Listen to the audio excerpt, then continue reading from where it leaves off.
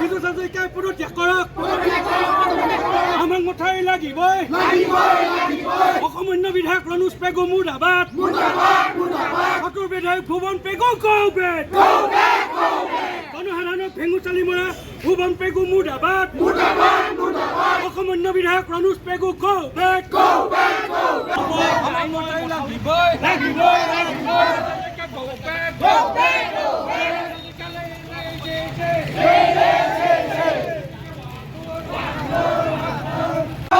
বিভাগ হুঁচিয়াৰ মঠাউৰি বিজ্ঞানসন্মতভাৱে নিৰ্মাণ কৰি দিব লাগিবই মঠাউৰি বিজ্ঞানসন্মতভাৱে নিৰ্মাণ কৰি দিব লাগিবই মঠাউৰি বিজ্ঞানসন্মতভাৱে নিৰ্মাণ কৰি দিব লাগিবই মঠাউৰি বিজ্ঞানসন্মতভাৱে নিৰ্মাণ কৰি দিব লাগিবই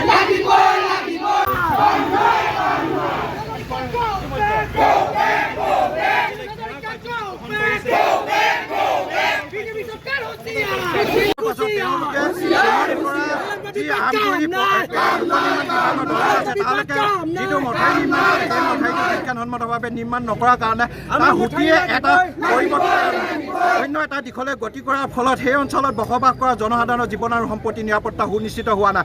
যিহেতু আপোনালোকে জানে বৰাচিয়া অঞ্চলত সৰিয়হ আৰু ধান খেতি প্ৰচুৰ পৰিমাণে উৎপন্ন হয়, কিন্তু এইবাৰ সেই অঞ্চলত বাৰিষা যি ভয়াৱহ ৰূপ ল'লে গাই নয়, তাৰ পাছত সেই অঞ্চলত এতিয়া সৰিয়হ আৰু ধান খেতি উৎপাদন কৰিবৰ কাৰণে খেতিয়কৰ মূৰে কপালে হাত দিব লগা হৈছে, তেওঁলোকে যমযন্ত্ৰৰ ভোগ কৰিব লগা হৈছে।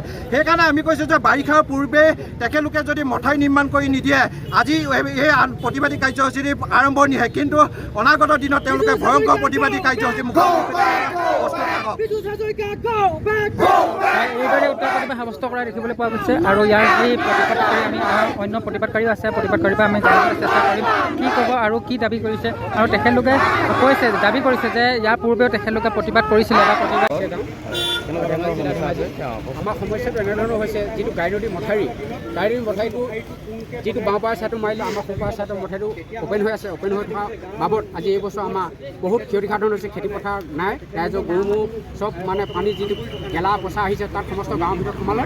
গতিকে আমাৰ এবাৰ খেতিপথাৰ নাই, গতিকে চৰকাৰে অতি সোনকালে আমাৰ এই যিটো মঠাউৰিটো সোনকালে আমি বান্ধি দিবৰ কাৰণে পৰৱৰ্তী আমি তেওঁলোকক প্ৰাৰ্থনা জনাইছোঁ। সোঁপাৰ মঠাউৰিটো বনাই দিয়া দাবী জনাইছে। হয়, আপোনালোকৰ এতিয়া বৰ্তমান কি খেতি তাত কৰা হয়? খেতি তাত সৰিয়হ হয়, মাহ হয়, ধান হয়, বিভিন্ন ধৰণৰ খেতি পথাৰ হয়। এতিয়া আমাৰ চব পানী প্লাবিত হৈ আছে, ব্যৱস্থা নাই। গতিকে আমি এই বছৰ আমাৰ ডাঙৰ চিন্তা হৈ আহিছে। গতিকে আমি আজি আমাৰ কথা যদি মানি লওঁ, আমি ইয়াৰ জংকী আন্দোলন কৰিবলৈ আমি ওলাই আহিম ৰাজপথত।